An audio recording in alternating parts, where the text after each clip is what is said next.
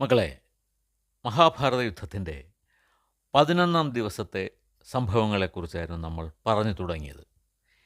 യുദ്ധത്തിൻ്റെ 10-ാം ദിവസം ഭീഷ്മർ അർജുനൻ്റെ ശരങ്ങളേറ്റ് ശരശയ്യയിൽ വീണു. തുടർന്ന് ദ്രോണാചാര്യരെ സർവ്വസൈന്യാധിപനാക്കി.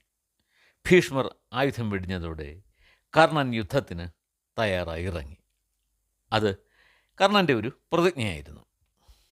ദ്രോണരെ സൈന്യാധിപൻ ആക്കിയതിൻ്റെ പാരിതോഷികമായി ഒരു വരം ആവശ്യപ്പെട്ടുകൊള്ളുവാൻ അദ്ദേഹം ദുര്യോധനനോട് പറഞ്ഞു. ദുര്യോധനനും കർണനും ദുശാസനനും കൂടി ആലോചിച്ച് യുധിഷ്ഠിരനെ വധിക്കാതെ ബന്ധനസ്ഥനാക്കി പിടിച്ചുകൊണ്ടുവരണമെന്ന് ആവശ്യപ്പെട്ടു.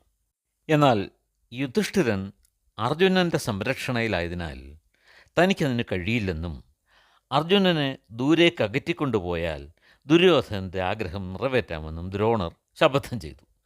പക്ഷേ ചാരന്മാർ അത് യുധിഷ്ഠിരനെ യഥാസമയം അറിയിച്ചു.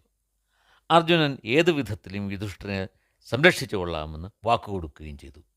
അങ്ങനെ 11-ാം ദിവസത്തെ കുരുക്ഷേത്ര യുദ്ധം കൗരവർക്ക് വേണ്ടി ദ്രോണാചാര്യർ നയിച്ചു. അദ്ദേഹം പാണ്ഡവർക്കിടയിൽ കനത്ത നാശങ്ങൾ ഉണ്ടാക്കി. മരിച്ചു വീണ സൈനികരുടെ രക്തം ചാലുകളായി ഒഴുകിയെത്തി യുദ്ധഭൂമിയിൽ തളം കെട്ടി കിടന്നു.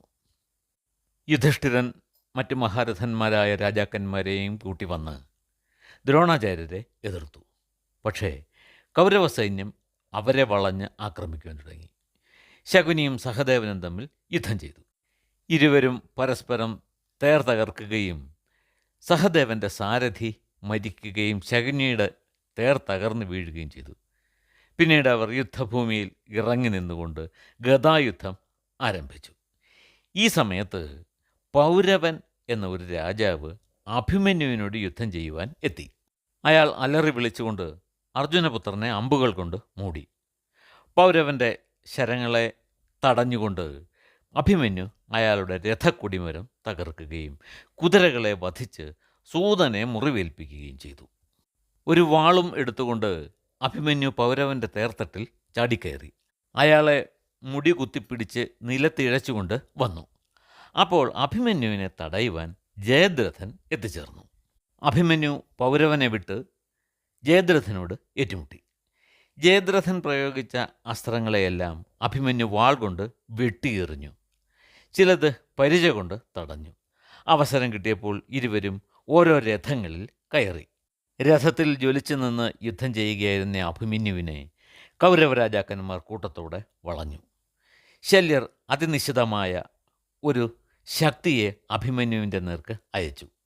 അഭിമന്യു ഉയർന്നു ചാടി ആ ആയുധം പിടിച്ചെടുത്ത് ശല്യർക്ക് നേരെ തിരിച്ചയച്ചു. ആ ശക്തിയേറ്റ് ശല്യരുടെ തേരാളി മരിച്ചു വീണു. പാണ്ഡവ സൈന്യം അതുകണ്ട് ആഹ്ലാദാരവം മുഴക്കി. സൂതൻ മരിച്ചതോടെ ശല്യർ ഒരു ഗദയും എടുത്തുകൊണ്ട് തേർത്തട്ടിൽ നിന്നും ചാടിയിറങ്ങി. അത്യധികം കോപത്തോടെ പാഞ്ഞു വരുന്ന മാദ്രരാജാവിനെ ഭീമസേനൻ ഗദയുമായി ചെന്ന് തടഞ്ഞു നിർത്തി. അവർ തമ്മിൽ ഭീകരമായ ഒരു ഗദായുദ്ധം ആരംഭിച്ചു. ഇരുവരുടെയും ഗദകൾ തമ്മിൽ ഏറ്റുമുട്ടുമ്പോൾ ഭീമൻ്റെ ഗദയിൽ നിന്നും തീപ്പൊരി ചിതറുവാൻ തുടങ്ങി. ഇരുവരും പരസ്പരം ശരീരത്തിൽ ആഞ്ഞ് അടിച്ചു. ഗദായുദ്ധത്തിൽ ഒരാളുടെ അരയ്ക്കു താഴെ അടിക്കരുത് എന്നത് യുദ്ധനിയമമാണ്. ഇരുവരും ഗദായുദ്ധത്തിൻ്റെ നിയമങ്ങൾ പാലിച്ചുകൊണ്ട് തന്നെ യുദ്ധം തുടർന്നു. ഗദായുദ്ധത്തിൽ ബലരാമൻ്റെ ശിഷ്യനായ ഭീമസേനൻ മികച്ചു നിന്നു. വളരെ നേരത്തെ യുദ്ധം മൂലം ഇരുവരും തളർന്നു തുടങ്ങി. ഒടുവിൽ ഭീമസേനൻ്റെ ഗദയിൽ നിന്നും ഏറ്റ ആഘാതത്തിൽ ശല്യരുടെ ഗദ പൊട്ടിത്തകർന്നു. അതോടെ ഇരുവരും തളർന്നു വീണു.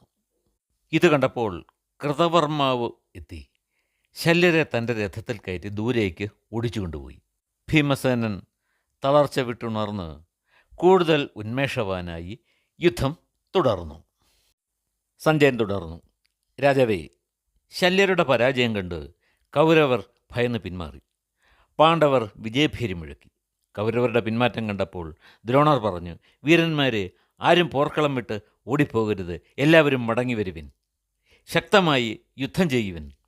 ഇപ്രകാരം വിളിച്ചു പറഞ്ഞുകൊണ്ട് പാണ്ഡവസേനയിലെ കിരച്ചു കയറിയ ദ്രോണരെ യുധിഷ്ഠിരൻ അസ്ത്രങ്ങളാൽ തടഞ്ഞു. യുധിഷ്ഠിരനെ ബന്ധിക്കുമെന്ന് ദുര്യോധനന് വാക്കു നൽകിയ ദ്രോണർ അയാളുടെ വില്ല് തകർത്തു. യുധിഷ്ഠിരൻ്റെ രക്ഷയ്ക്കെത്തിയ എല്ലാവരെയും ദ്രോണർ മുറിവേൽപ്പിച്ചു. ശിഖണ്ഡിയും നകുലസഹദേവന്മാരും ഉത്തമൗജസും പാഞ്ചാലിയുടെ പുത്രന്മാരുമെല്ലാം ദ്രോണരുടെ ശരങ്ങളേറ്റ് രക്തമൊഴുക്കി. ഇത് കണ്ട് യുഗന്ധരൻ എന്ന രാജാവ് ദ്രോണരോട് ഏറ്റു. ദ്രോണർ പ്രയോഗിച്ച ഒരു കുന്തം ഏറ്റ് യുഗന്ധരൻ തേരിൽ നിന്നും താഴെ വീണു. തുടർന്ന് ദ്രുപദൻ, സാത്യകി, വിരാടൻ, രാജകുമാരന്മാർ, പാഞ്ചലത്തിലെ വ്യാഘ്രദത്തൻ തുടങ്ങിയവരെല്ലാം ഒത്തുചേർന്ന് ദ്രോണരെ വഴി തടഞ്ഞു. ആചാര്യൻ്റെ ശരങ്ങളേറ്റ് വ്യാഘ്രദത്തൻ, സിംഹസേനൻ എന്നീ രാജാക്കന്മാർ കാലപുരിയിലേക്ക് പോയി. രാജാവെ, ഒരു ഘട്ടത്തിൽ ദ്രോണർ യുധിഷ്ഠിരനെ ബന്ധിച്ച് ദുര്യോധനൻ്റെ മുന്നിൽ എത്തിക്കുമെന്ന് തന്നെ തോന്നി.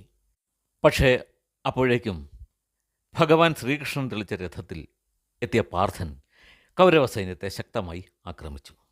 അർജുനൻ്റെ ശരങ്ങളേറ്റ് ഇവിടെയും രക്തപ്രവാഹം ഉണ്ടായി. പക്ഷേ അപ്പോഴേക്കും സൂര്യൻ അസ്തമിച്ചിരുന്നതിനാൽ ആർക്കും പരസ്പരം തിരിച്ചറിയാൻ പറ്റാത്ത വിധം ഇരുട്ട് പരന്നു. ദ്രോണർ ദുര്യോധനനെ വിളിച്ച് ആ ദിവസത്തെ യുദ്ധം അവസാനിപ്പിക്കുവാൻ ആജ്ഞാപിച്ചു. കൃഷ്ണനും അർജുനനും ചേർന്ന് പാണ്ഡവ സൈന്യത്തെ സ്വന്തം താവളത്തിലേക്ക് നയിച്ചു. സഞ്ജയൻ തുടർന്നു, മഹാരാജാവേ, സൈനിക പാളയത്തിൽ എത്തിച്ചേർന്ന ദ്രോണർ ദുഃഖപൂർവ്വം ദുര്യോധനോട് പറഞ്ഞു, രാജാവേ, എനിക്ക് വലിയ നിരാശയുണ്ട്. എങ്കിലും പറയുകയാണ്, കൃഷ്ണനും അർജുനനും ഒത്തുചേരുമ്പോഴുള്ള ശക്തിയെ പരാജയപ്പെടുത്താൻ ദേവേന്ദ്രന് പോലും കഴിയില്ല. ഇന്ന് അതവർ തെളിയിച്ചു. ഇക്കാര്യം ഞാൻ നേരത്തെ പറഞ്ഞിരുന്നില്ലേ? നിങ്ങളെല്ലാവരും ചേർന്ന് പല വിധത്തിലും ശ്രമിച്ചിട്ടും യുധിഷ്ഠിരനെ അർജുനൻ്റെ സംരക്ഷണ വലയത്തിൽ നിന്നും പുറത്തു കൊണ്ടുവരാൻ നിങ്ങൾക്ക് കഴിഞ്ഞില്ല. ദുര്യോധന, നിങ്ങൾ ഒന്ന് ശ്രദ്ധിക്കുക. അർജുനൻ അജയ്യനാണ്. അയാളെ ആരെങ്കിലും പോരിന് വിളിച്ചാൽ അയാളെ തോൽപ്പിക്കാതെ അവൻ പിന്മാറില്ല. നിങ്ങൾ അതിനുള്ള വഴി തയ്യാറാക്കിയാൽ ദൃഷ്ടദ്യുമ്നൻ്റെ സൈന്യത്തെ തോൽപ്പിച്ച് യുധിഷ്ഠിരനെ പിടികൂടാൻ എനിക്ക് കഴിയും. അർജുനൻ സംരക്ഷണത്തിനില്ലാഞ്ഞിട്ടും യുധിഷ്ഠിരൻ പിന്മാറാതെ നിന്നാൽ അയാളെ ഞാൻ പിടികൂടി നിന്റെ മുന്നിൽ ഹാജരാക്കാം.